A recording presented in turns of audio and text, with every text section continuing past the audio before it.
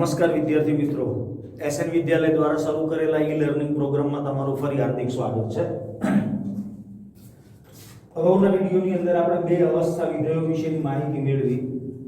એમાં એક હતું આંતરિક ઉર્જા અને બીજું હતું એક એન્થાલ્પી. ફરી એક વખત હું આંતરિક ઉર્જા અને એન્થાલ્પીના સૂત્રો વિશેની માહિતી તમને અહીંયા આપી દઉં. આંતરિક ઉર્જા જ્યારે આપણે માપવી હોય પ્રણાલીની, તો અગાઉ આપણે એવું કીધું હતું કે આંતરિક ઉર્જાનું નિરપેક્ષ મૂલ્ય ક્યારેય માપી શકાતું નથી, પણ પ્રણાલી એની એક અવસ્થામાંથી બીજી અવસ્થામાં રૂપાંતરણ થાય એ દરમિયાન થતો આંતરિક ઉર્જાનો ફેરફાર માપી શકાય. જો આપણે બંધ પાત્રની અંદર એટલે કે અચળ કદે રાસાયણિક પ્રક્રિયા કરતા હોય,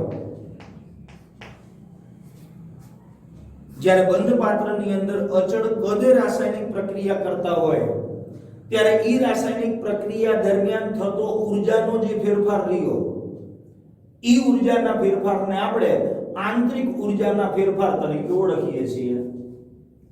કારણ કે ત્યાં પ્રણાલીનું કદ અચળ રહે છે અને ઈ આંતરિક ઉર્જાના ફેરફારનું સૂત્ર આપણે મેળવ્યું હતું કે ડેલ્ટા U q w. પણ જો પ્રણાલી પ્રક્રિયા દરમિયાન ઉષ્મા મેળવે તો પ્રણાલી દ્વારા કાર્ય થાય. એટલે અહીંયા આપણે ચિહ્નને ધ્યાનમાં લેવા પડે. માની લો કે Q તો એ પ્રણાલીએ મેળવેલી ઉષ્મા છે. ક્યારે? તો કે અચળ કદે પ્રણાલીએ મેળવેલી ઉષ્મા, એને નામ આપી દઈએ Qp. અને W કાર્ય એટલે દબાણ અને કદના ગુણનફળથી મળતી રાશિ. તો પ્રણાલી જ્યારે ઉષ્મા મેળવે છે ત્યારે પ્રણાલી દ્વારા કાર્ય થાય છે અને W એટલે P ડેલ્ટા V. પણ દ્વારા કાર્ય થાય તો W નું મૂલ્ય ઋણ હોય, એટલે અહીંયા આપણે મૂકીશું P ડેલ્ટા V. પણ પ્રક્રિયા આપણે અચળ કદે કરીએ છીએ એટલે અચળ કદે કદમાં થતો ફેરફાર ડેલ્ટા V નું મૂલ્ય શૂન્ય હોય. એનો અર્થ કે પ્રણાલીએ જે ઉષ્મા અચળ કદે મેળવી હોય એ ઉષ્માને એનો આંતરિક ઉર્જાનો ફેરફાર ડેલ્ટા U કહેવાય. અને આપણે કેવી રીતે મેળવી શકીએ? તો કે નિપજોની આંતરિક ઉર્જા માઈનસ પ્રક્રિયકોની આંતરિક ઉર્જા, અને આ બેના તફાવતથી આપણને એની આંતરિક ઉર્જામાં થતો ફેરફાર મળી જાય. તો જ્યારે પ્રક્રિયા આપણે અચળ કદે એટલે બંધ પાત્રમાં કરતા હોય અને ઈ દરમિયાન થતો ઉર્જાનો ફેરફાર ડેલ્ટા U એટલે પ્રણાલીએ મેળવેલી કે ગુમાવેલી ઉષ્મા Q નું મૂલ્ય આપણને મળે. બીજું એક વિધેય હતું અવસ્થા વિધેય એન્થાલ્પી. મોટા ભાગની રાસાયણિક પ્રક્રિયાઓ આપણે ખુલ્લા પાત્રની અંદર કરતા હોઈએ છીએ, અને ખુલ્લા પાત્રની અંદર પ્રક્રિયા એનો અર્થ કે અચળ દબાણ પ્રક્રિયા, વાતાવરણના અચળ દબાણ હેઠળ આપણે પ્રક્રિયા કરીએ છીએ. તો જ્યારે ખુલ્લા પાત્રમાં પ્રક્રિયા કરવામાં આવે એટલે કે અચળ દબાણે, તો નવા એક અવસ્થા વિધેયની આપણે જરૂર પડે, અને ઈ વિધેય હતું એન્થાલ્પી નામનું, જેનું સૂત્ર હતું H U P V. પ્રણાલીની આંતરિક ઉર્જા U અને દબાણ અને કદના ગુણનફળથી મળતી રાશિ એટલે કે કાર્ય, આ બે ઉર્જાનો સરવાળો કરીએ એટલે આપણને એન્થાલ્પીનું મૂલ્ય મળે. પણ જેવી રીતે આંતરિક ઉર્જાનું નિરપેક્ષ મૂલ્ય મળતું નથી, એવી રીતે એન્થાલ્પીનું પણ નિરપેક્ષ મૂલ્ય માપી શકાય નહીં, કારણ કે એન્થાલ્પી આંતરિક ઉર્જા ઉપર જ આધાર રાખે છે. એટલે અહીંયા પણ આપણે એન્થાલ્પીનો ફેરફાર જ માપવો પડે, અને એન્થાલ્પીનો ફેરફાર એટલે આ પ્રમાણે લખાય કે ભાઈ delta H delta U delta P V.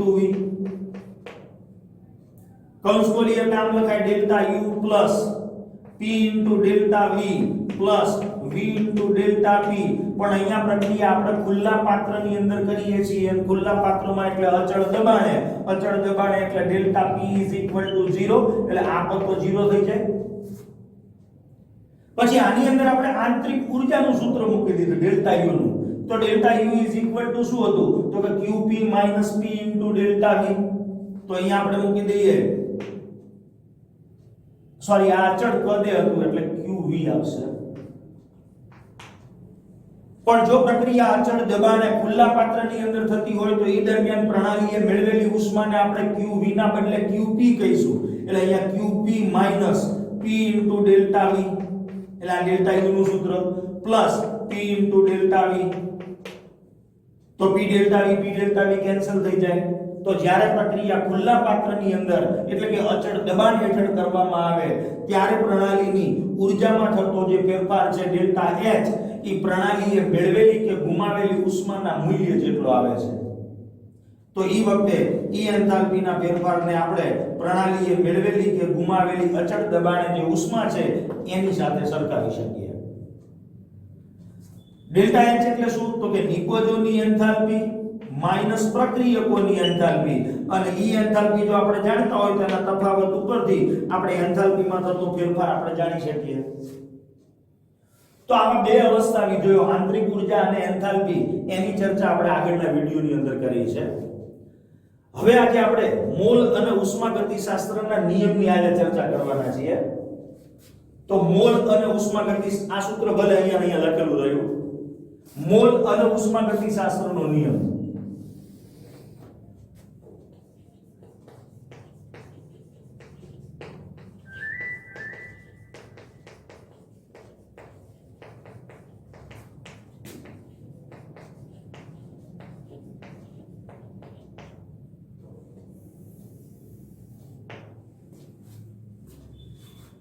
જ્યારે ઘન અને પ્રવાહી પદાર્થને આપણે અચળ દબાણે એટલે કે ખુલ્લા પાત્રની અંદર પ્રણાલી તરીકે લીધા હોય, જ્યારે ઘન અને પ્રવાહી પદાર્થ ધરાવતી પ્રણાલી આપણે અચળ દબાણે એટલે ખુલ્લા પાત્રની અંદર લીધેલી હોય ત્યારે એના કદની અંદર જે ફેરફાર થાય છે એ ફેરફાર બહુ જ નાનો હોય છે। ઘન અથવા પ્રવાહી પદાર્થ ધરાવતી પ્રણાલી એના કદની અંદર થતો ફેરફાર ઈ પ્રમાણમાં બહુ જ નાનો હોય છે। એટલે ઘન અને પ્રવાહી પદાર્થો માટે એન્થાલ્પીનું મૂલ્ય આપણે મેળવવું હોય તો આ P ડેલ્ટા V નું જે મૂલ્ય છે એ P ડેલ્ટા V ના મૂલ્યને આપણે અવગણી લઈએ છીએ। કારણ કે ઘન અને પ્રવાહી પદાર્થોને જ્યારે આપણે ગરમ કરીએ ત્યારે એના કદની અંદર બહુ મોટો ફેરફાર થતો નથી। તો ઘન અને પ્રવાહી પદાર્થો માટે આપણે શું લખી શકીએ? તો કે ઘન અને પ્રવાહી પદાર્થો માટે આપણે આવું લખી શકીએ કે ભાઈ delta H delta U plus P delta V છે, પણ કદમાં ઘન અને પ્રવાહી પદાર્થો માટે કદનો ફેરફાર બહુ જ નાનો હોય, એટલે આને આપણે અવગણી લઈએ। તો ઘન અને પ્રવાહી પદાર્થોની એન્થાલ્પીનો ફેરફાર અને આંતરિક ઊર્જાનો ફેરફાર આ બે મૂલ્યો લગભગ સમાન હોય। કારણ કે ઘન પદાર્થને જ્યારે ગરમ કરવામાં આવે ત્યારે એ પદાર્થના કદની અંદર બહુ મોટો ફેરફાર થતો નથી, એટલે આપણે એના કદમાં થતા ફેરફારને અવગણી લઈએ તો ઘન અને પ્રવાહી માટે એન્થાલ્પીનો ફેરફાર એ જ એની આંતરિક ઊર્જાનો ફેરફાર બને। પણ જો વાયુમય પદાર્થ હોય, પ્રણાલી તરીકે આપણે વાયુમય પદાર્થ લીધો હોય, તો એ વાયુમય પદાર્થ ધરાવતી પ્રણાલીના કદની અંદર નોંધપાત્ર ફેરફાર થાય। એટલે ત્યાં આપણે P ડેલ્ટા V ના મૂલ્યને અવગણી શકીએ નહીં, કારણ કે ત્યાં કદની અંદર જે ફેરફાર થાય છે એ ફેરફાર નોંધપાત્ર હોય છે। તો વાયુમય પ્રણાલીઓ માટે P ડેલ્ટા V નું જે મૂલ્ય છે એ P ડેલ્ટા V ના મૂલ્યને આપણે અવગણી શકતા નથી। જો એના મૂલ્યને અવગણીએ નહીં તો એનો અર્થ એવો થાય કે ડેલ્ટા H અને ડેલ્ટા U ના મૂલ્યની અંદર તફાવત હોય। તો વાયુમય પદાર્થો માટે P ડેલ્ટા V ને અવગણીએ નહીં તો આવું સૂત્ર થાય delta H delta U plus P delta V। તો વાયુમય પ્રણાલી માટે ડેલ્ટા H અને ડેલ્ટા U એટલે કે એન્થાલ્પીનો ફેરફાર અને આંતરિક ઊર્જાના ફેરફારની અંદર તફાવત જોવા મળે। માની લો કે આપણે અચળ દબાણે એટલે કે ખુલ્લા પાત્રની અંદર વાયુમય પ્રણાલી લીધી હોય અને વાયુમય પ્રણાલીની એક અવસ્થાનું બીજી અવસ્થામાં રૂપાંતરણ થાય અચળ દબાણે એટલે કે ખુલ્લા પાત્રની અંદર, ત્યારે વાયુમય પ્રણાલીનું કદ બદલાય. કદ બદલાય એટલે એનો અર્થ કે એના મોલની સંખ્યા પણ બદલાય. ખુલ્લા પાત્રની અંદર જ્યારે રાસાયણિક પ્રક્રિયાના લીધે વાયુરૂપ પ્રક્રિયકોના મોલની સંખ્યા બદલાય એટલે પ્રક્રિયા અચળ દબાણ અને અચળ તાપમાને થતી હોય તો પ્રણાલીનું કદ પણ બદલાય. તો વાયુમય પ્રણાલી માટે જ્યારે આપણે અચળ દબાણે અને અચળ તાપમાનની પરિસ્થિતિ હેઠળ ખુલ્લા પાત્રની અંદર પ્રક્રિયા કરીશું ત્યારે વાયુના મોલની સંખ્યા બદલાશે અને એને પરિણામે વાયુનું કદ પણ બદલાય. એનો અર્થ કે અહીંયા કદની અંદર થતો ફેરફાર નોંધપાત્ર હોય એટલે P ડેલ્ટા V ના મૂલ્યને અવગણી શકાય નહીં. ઈ કદનો ફેરફાર અહીંયા તમારે મૂકવો પડે. માની લઈએ કે આપણી પાસે કોઈ એક પ્રણાલી છે, વાયુરૂપ પ્રણાલી.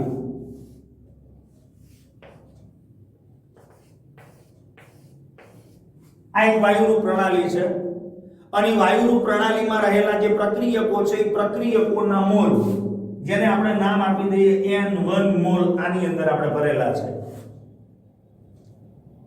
પ્રણાલીનું દબાણ P છે, કારણ કે આપણે અચળ તાપમાન અને અચળ દબાણની પરિસ્થિતિ હેઠળની વાત કરીએ છીએ.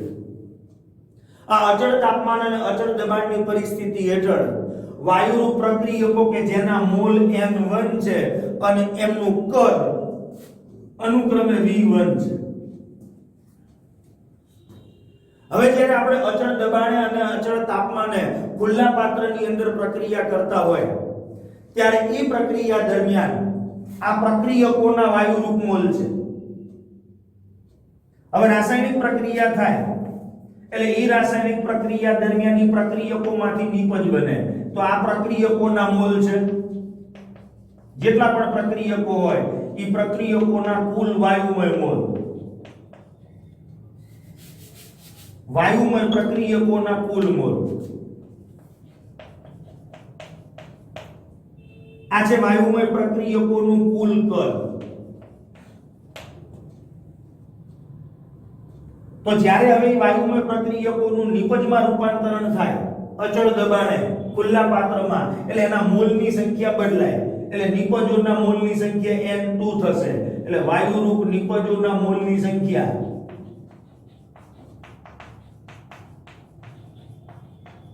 જેને આપણે નામ આપી દઈએ N2, એના કદની અંદર પણ ફેરફાર થાય તો વાયુરૂપ નિપજોનું કુલ કદ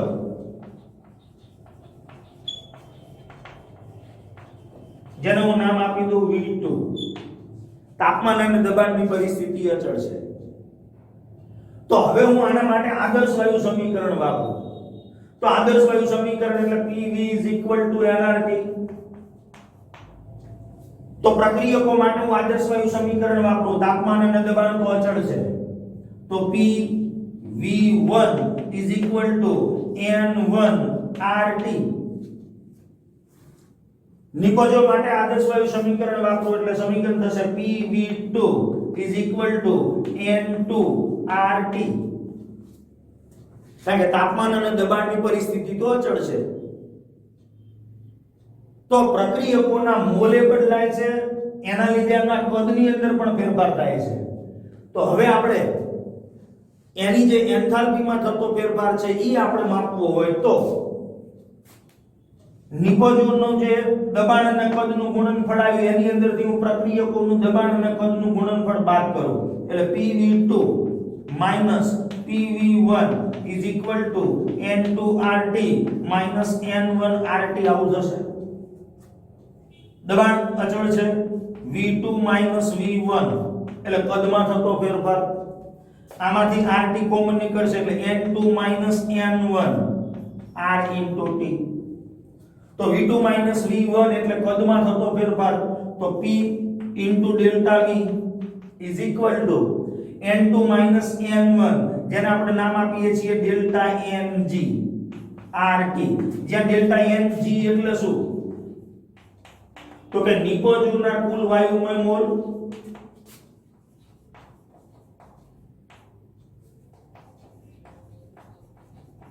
માઈનસ પ્રક્રિયકોના કુલ વાયુમય મોલ.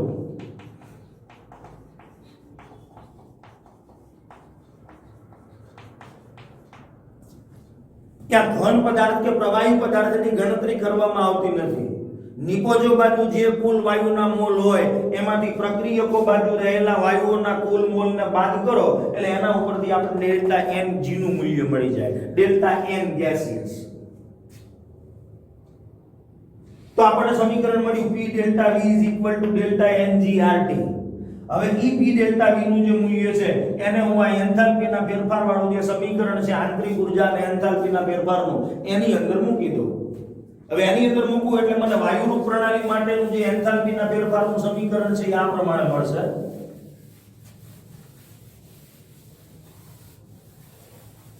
તો ભાઈ delta H is equal to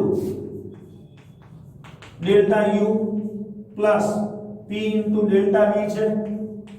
और P डेल्टा V ની જગ્યાએ આપણે મૂકી દઈએ ડેલ્ટા Ng RT. તો delta U plus delta Ng RT. જો ડેલ્ટા N ગેસિયસ 0 હોય એટલે કે નિપજો બાજુ વાયુના મોલ અને પ્રક્રિયક બાજુ વાયુના મોલની સંખ્યા કુલ મોલની સંખ્યા જો સરખી હોય તો ડેલ્ટા Ng 0 આવશે અને ડેલ્ટા Ng 0 એટલે આ પદ 0. તો એનો અર્થ કે એવા સંજોગોમાં એન્થાલ્પીનો ફેરફાર એ જ એની આંતરિક ઊર્જાનો ફેરફાર બનશે.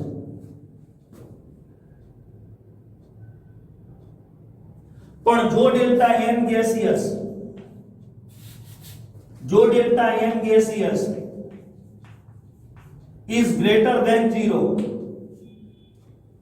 એટલે કે નિપજોના મોલની સંખ્યા નિપજોના વાયુમય મોલ એ પ્રક્રિયકોના કુલ વાયુમય મોલ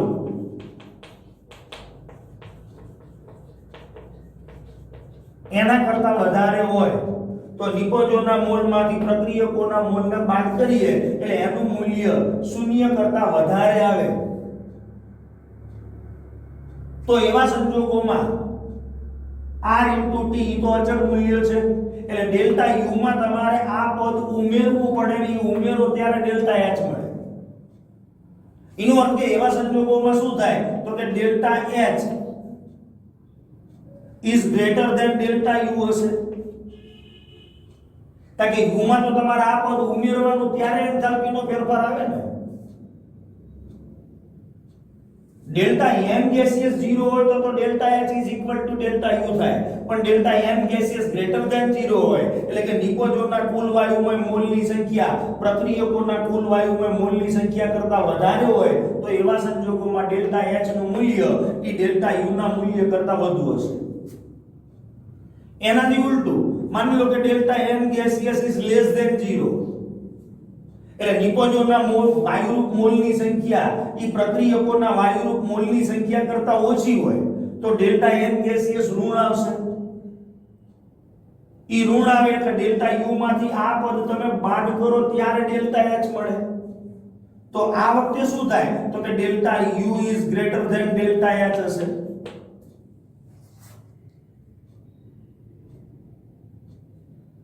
ટૂંકમાં નિપજોના વાયુરૂપ મોલ અને પ્રક્રિયકોના વાયુરૂપ મોલ જો સમાન ન હોય એટલે કે delta N gaseous is not equal to 0 હોય તો એવા સંજોગોમાં delta H is not equal to delta U થશે.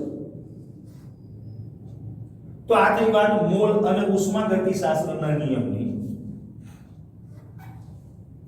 કોઈ પણ સમીકરણ આપેલું હોય તો એ સમીકરણની અંદર સંકળાયેલા વાયુરૂપ નિપજો અને પ્રક્રિયકોના મોલને જ તમારે ધ્યાનમાં લઈ અને એન્થાલ્પીના ફેરફારનું સૂત્ર delta H is equal to delta U plus delta N gaseous RT નો ઉપયોગ કરવાનો. ઘન પદાર્થો હોય કે પ્રવાહી પદાર્થો હોય એના માટે તો એન્થાલ્પીનો ફેરફાર એ જ એની આંતરિક ઊર્જાનો ફેરફાર ડેલ્ટા U બનશે. કારણ કે એના કદની અંદર જે ફેરફાર થાય એ પ્રમાણમાં બહુ જ નાનો હોય એટલે આપણે એને અવગણી લઈએ છીએ. હવે આપણે વાત કરવી છે પ્રક્રિયાની પ્રમાણિત એન્થાલ્પી.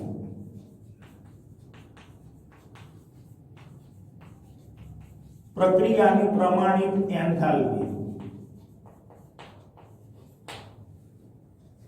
તો એન્થાલ્પીનો સિમ્બોલ તો H છે જ, પણ એનું નિરપેક્ષ મૂલ્ય મળે નહીં એટલે એન્થાલ્પીનો ફેરફાર જ માપવો પડે. પણ પ્રક્રિયાની પ્રમાણિત એન્થાલ્પી, પ્રક્રિયાની એન્થાલ્પી એટલે ડેલ્ટા RH. પ્રમાણિત એન્થાલ્પી હોય તો ડેલ્ટા H જે છે એની ઉપર આવો એક મૂર્ધાંક દર્શાવવામાં આવે અને એવું સૂચવે છે કે ભાઈ પ્રક્રિયા પ્રમાણિત સ્થિતિમાં થયેલી છે. તો રાસાયણિક પ્રક્રિયાની પ્રમાણિત એન્થાલ્પી નક્કી કરવી હોય તો પ્રક્રિયા પરિસ્થિતિઓને એની પ્રમાણિત સ્થિતિમાં દર્શાવવી જોઈએ. રાસાયણિક પ્રક્રિયાની જે પરિસ્થિતિ છે એ પરિસ્થિતિને આપણે પ્રમાણિત સ્થિતિમાં દર્શાવવી જોઈએ અને પ્રમાણિત સ્થિતિ તરીકે આપણે તાપમાન નક્કી કરેલું છે. કેટલું? તો કે 298 કેલ્વિન તાપમાન અને દબાણ કેટલું? તો કે 1 બાર દબાણ. આ અચળ તાપમાન અને દબાણની પરિસ્થિતિએ જ્યારે આપણે કોઈ રાસાયણિક પ્રક્રિયામાં થતો એન્થાલ્પીનો ફેરફાર નક્કી કરીએ ત્યારે ઈ એન્થાલ્પીના ફેરફારને પ્રમાણિત પ્રક્રિયા એન્થાલ્પીના ફેરફાર ડેલ્ટા RH મૂર્ધાંક તરીકે દર્શાવવામાં આવે. તો પ્રમાણિત સ્થિતિ એટલે એમાં ભાગ લેતા પ્રક્રિયકો કે નિપજો એને પણ એની પ્રમાણિત સ્થિતિની અંદર દર્શાવવા જોઈએ. રાસાયણિક પ્રક્રિયાની અંદર ભાગ લેતા જેટલા પણ પદાર્થો છે બધા જ પદાર્થો એની પ્રમાણિત સ્થિતિમાં હોય અને ત્યારે થતો એન્થાલ્પીનો ફેરફાર એટલે પ્રમાણિત પ્રક્રિયાની પ્રમાણિત એન્થાલ્પી ફેરફાર કહેવાય. તો 298 કેલ્વિન તાપમાને અને 1 બાર દબાણે દાખલા તરીકે હું ઇથેનોલની વાત કરું તો ઇથેનોલ ઈ પ્રવાહી સ્થિતિમાં હોય. ઇથેનોલ ઈ પ્રવાહી સ્થિતિમાં હોય તો એ વખતે ઈ એની પ્રમાણિત એન્થાલ્પી કહેવાય. લોખંડ કોઈ ઘન સ્વરૂપે હોય આ પરિસ્થિતિએ તો ઈ વખતે દર્શાવવામાં આવતી ઈ લોખંડ અથવા આયનની પ્રમાણિત એન્થાલ્પી કહેવાય. ક્લોરીન તો આ તાપમાન અને દબાણની પરિસ્થિતિએ વાયુ સ્વરૂપમાં હોય તો ઈ એની પ્રમાણિત એન્થાલ્પી બને. ટૂંકમાં આ તાપમાન અને દબાણની પરિસ્થિતિએ પ્રક્રિયામાં ભાગ લેતા પ્રક્રિયકો અને નિપજો એને આપણે એની પ્રમાણિત સ્થિતિમાં દર્શાવેલા હોય અને ઈ દરમિયાન થતો જે એન્થાલ્પીનો ફેરફાર રહ્યો એને પ્રક્રિયાની પ્રમાણિત એન્થાલ્પી ફેરફાર ડેલ્ટા RH મૂર્ધાંક તરીકે દર્શાવવામાં આવે. તો પદાર્થની એક અવસ્થાનું બીજી અવસ્થામાં રૂપાંતરણ થાય એને આપણે કલા રૂપાંતરણ કહીએ છીએ. દ્રવ્યની એક અવસ્થાનું બીજી અવસ્થામાં રૂપાંતરણ થાય તો એને આપણે કલા રૂપાંતરણ તરીકે ઓળખીએ છીએ. તો કલા રૂપાંતરણ દરમિયાન થતો એન્થાલ્પીનો ફેરફાર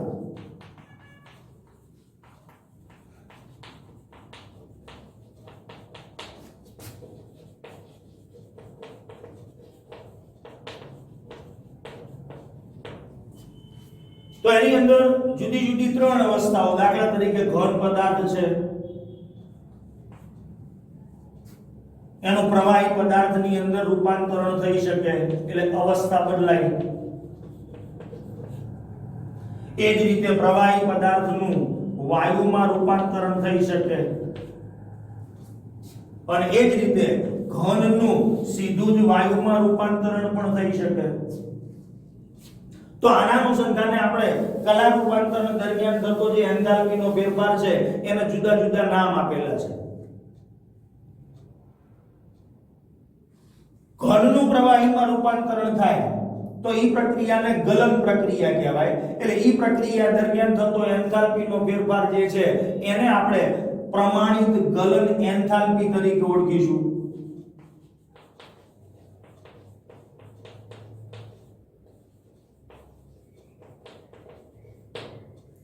પ્રવાહીનું વાયુમાં રૂપાંતરણ એને બાષ્પાયન કહેવાય તો એને આપણે પ્રમાણિત બાષ્પાયન એન્થાલ્પી તરીકે ઓળખીશું.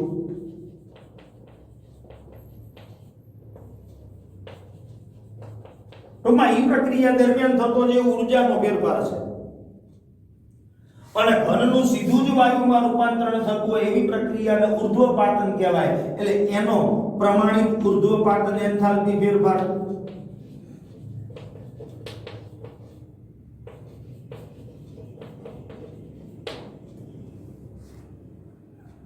તો ગલન એન્થાલ્પી ફેરફાર જે છે એને આપણે અંગ્રેજીમાં ફ્યુઝન તરીકે દર્શાવીએ છીએ. તો જ્યારે 1 મોલ ઘન પદાર્થનું એના ગલન બિંદુએ અચળ તાપમાન અને દબાણની પરિસ્થિતિએ પ્રવાહીમાં રૂપાંતરણ થાય, એ દરમિયાન આપવી પડતી જે ઊર્જા છે એને પ્રમાણિત ગલન એન્થાલ્પી એટલે કે ડેલ્ટા ફ્યુઝન ઓફ H તરીકે દર્શાવવામાં આવે. એ જ રીતે પ્રવાહીનું વાયુમાં રૂપાંતરણ થાય, 1 મોલ પ્રવાહીનું એના ઉત્કલન બિંદુએ અચળ તાપમાન અને દબાણની પરિસ્થિતિએ સંપૂર્ણપણે વાયુમાં રૂપાંતરણ કરવા માટે જરૂરી જે એન્થાલ્પી છે એને પ્રમાણિત બાષ્પાયન એન્થાલ્પી કહેવાય અને એને આપણે ડેલ્ટા વેપરાઇઝેશન ઓફ H મૂર્ધાંક તરીકે દર્શાવીએ છીએ. અને ઘનનું સીધું જ વાયુમાં રૂપાંતરણ થતું હોય તો એ દરમિયાન થતો એન્થાલ્પીનો ફેરફાર જેને ડેલ્ટા સબ્લિમેશન ઓફ H મૂર્ધાંક વડે દર્શાવીએ છીએ. તો અહીંયા આપણે આવી જુદી જુદી 3 એક પ્રકારની વ્યાખ્યાઓ ભણવાના છીએ. પ્રમાણિત ગલન એન્થાલ્પી કોને કહેવાય, પ્રમાણિત બાષ્પાયન એન્થાલ્પી કોને કહેવાય, પ્રમાણિત ઉર્ધ્વપાતન એન્થાલ્પી કોને કહેવાય. તો પહેલા આપણે વાત કરીએ પ્રમાણિત ગલન એન્થાલ્પી. પ્રમાણિત ગલન એન્થાલ્પી અચળ દબાણ અને અચળ તાપમાનની પરિસ્થિતિએ દાખલા તરીકે બરફને પીગાડી અને પ્રવાહીની અંદર આપણે એનું રૂપાંતરણ કરવું છે. અચળ દબાણે અને 273 કેલ્વિન તાપમાને બરફને પીગાળવા માટે આપણે ઉષ્માની જરૂર પડે. દાખલા તરીકે H2O બરફ એની પ્રમાણિત સ્થિતિ ઘન સ્વરૂપ છે, એને આપણે ઉષ્મા આપીએ એટલે બરફનું પ્રમાણિત એની પ્રવાહી સ્થિતિમાં રૂપાંતરણ થાય અને ઈ દરમિયાન થતો જે એન્થાલ્પીનો ફેરફાર રહ્યો એને ડેલ્ટા ફ્યુઝન ઓફ H મૂર્ધાંક તરીકે દર્શાવવામાં આવે. તો અચળ દબાણે અને 273 કેલ્વિન તાપમાને બરફને પીગાળવા માટે ઉષ્માની જરૂર પડે અને ઈ ઉષ્માનું મૂલ્ય 6 કિલોજૂલ પ્રતિ મોલ. એટલે 1 મોલ બરફ હોય એને પીગાળી અને એના ગલન બિંદુએ સંપૂર્ણપણે પ્રવાહીમાં રૂપાંતરણ કરવું હોય તો તમારે એને 6 કિલોજૂલ જેટલી ઊર્જા આપવી પડે. એનો અર્થ કે બરફ ઉષ્મા મેળવે છે એટલે અહીંયા એન્થાલ્પીના ફેરફારનું મૂલ્ય છે એ ધન હોય. તો વ્યાખ્યા આપવી હોય તો આવી આપી શકાય કે ભાઈ 1 મોલ ઘન પદાર્થ, તો આપણે બરફની વાત કરી છે, કોઈ પણ ઘન પદાર્થ લઈ શકાય. 1 મોલ ઘન પદાર્થને એના ગલન બિંદુએ નિયત તાપમાન અને દબાણની પરિસ્થિતિએ એની પ્રમાણિત અવસ્થામાંથી ગલન કરી અને પ્રવાહી થાય ત્યારે આપવી પડતી જરૂરી ઉષ્મા અથવા શોષાતી જે ઉષ્મા છે એને આની પ્રમાણિત ગલન એન્થાલ્પી કહેવાય. પણ અહીંયા આપણે 1 મોલ માટે શબ્દ વાપરીએ છીએ એટલે એને પ્રમાણિત મોલર એન્થાલ્પી પણ કહેવાય.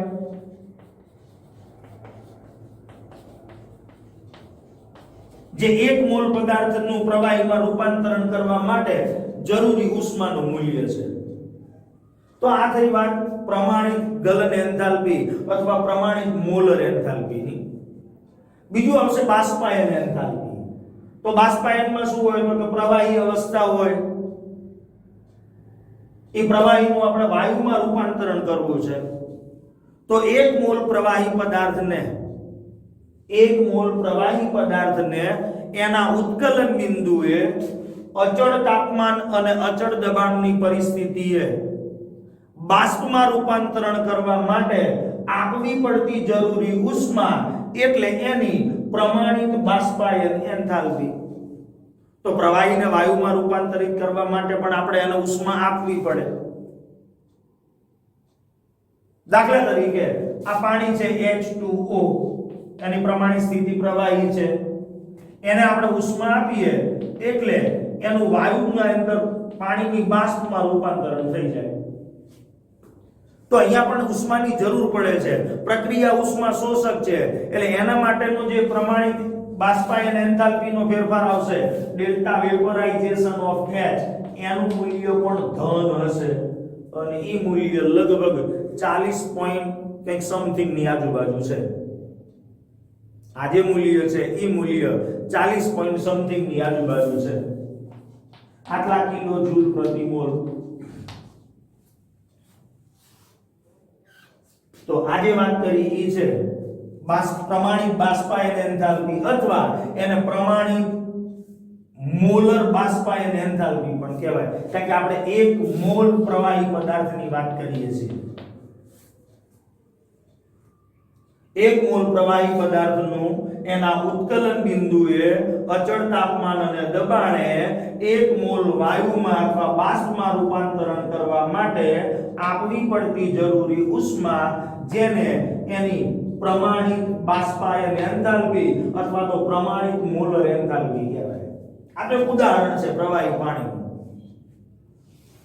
ત્રીજું આવશે ઉર્ધ્વપાતન એન્થાલ્પી. તો ઉર્ધ્વપાતન એન્થાલ્પીમાં ઘનનું સીધું જ વાયુમાં રૂપાંતરણ થાય, એમાં વચ્ચે પ્રવાહી અવસ્થા સંભવે નહીં, સીધું ઘનનું વાયુમાં રૂપાંતરણ થાય.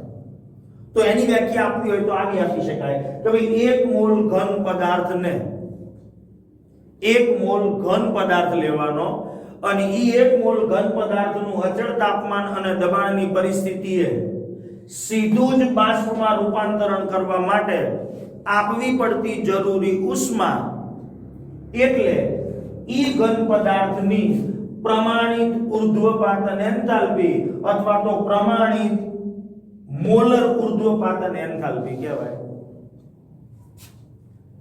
દાખલા તરીકે કાર્બન ડાયોક્સાઇડ એનું ઘન સ્વરૂપ, જેનો સૂકો બરફ કહેવાય, આને હું ઉષ્મા આપું એટલે કાર્બન ડાયોક્સાઇડ નું જે ઘન સ્વરૂપ છે એનું સીધું જ વાયુમાં રૂપાંતરણ થઈ જાય.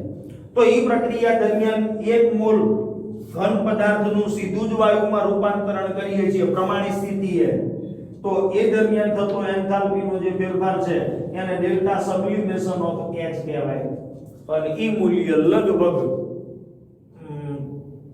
73 કિલો જૂલ પ્રતિ મોલ ની આજુબાજુ છે.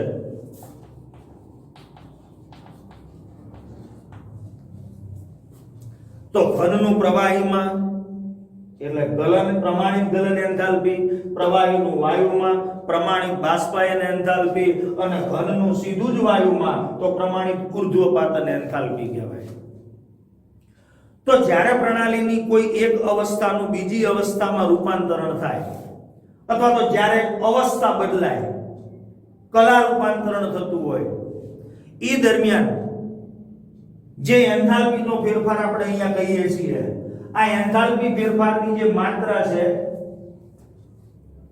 જ્યારે કલા રૂપાંતરણ થતું હોય, એક અવસ્થાનું બીજી અવસ્થામાં રૂપાંતરણ થાય, એ દરમિયાન થતા એન્થાલ્પી ફેરફારની જે માત્રા છે, એ માત્રા એ પદાર્થમાં રહેલા જે ઘટક કણો છે, એ ઘટક કણો વચ્ચે પ્રવર્તતી આંતરાણવીય પારસ્પરિક ક્રિયાની પ્રબળતા ઉપર આધાર રાખે.